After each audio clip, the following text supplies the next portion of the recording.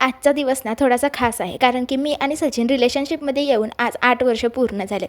चला आजच्या दिवसामध्ये काय काय घडलं तुमच्यासोबत शेअर करते. दिवसाची सुरुवात ना खूपच छान झाली होती. खाली दूध आणायला चालले होते, तेवढ्यात छोटीशी एक मांजर मला तिथे भेटली.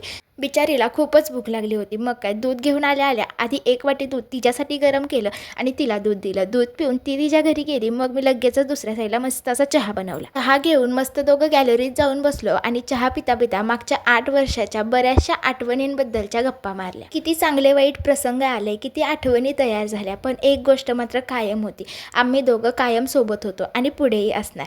चला चहा मस्त पिऊन झाल्यानंतर एक रेसिपी ट्राय करायला घेतली. आता खरं तर ही रेसिपी सक्सेसफुल झाली तर ती रेसिपी ठरेल आणि नाही झाली तर एक एक्सपेरिमेंट ठरेल, कारण मी सुद्धा पहिल्यांदाच खरवस बनवते.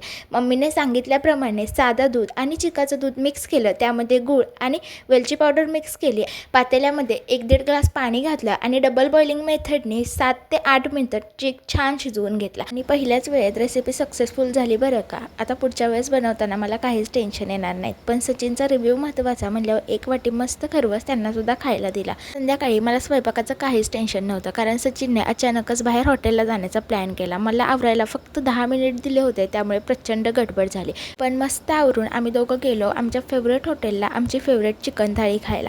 पोटभर जेवलो आणि तिथून घरी येताना मस्त फालुदासुद्धा खाल्ला. रात्रीच्या 11:30 वाजता नवऱ्यासोबत मस्त गाडीवर फिरायची ना मज्जाच काही वेगळी असते. चला जाताना फायनल लुक दाखवायचा राहिला होता.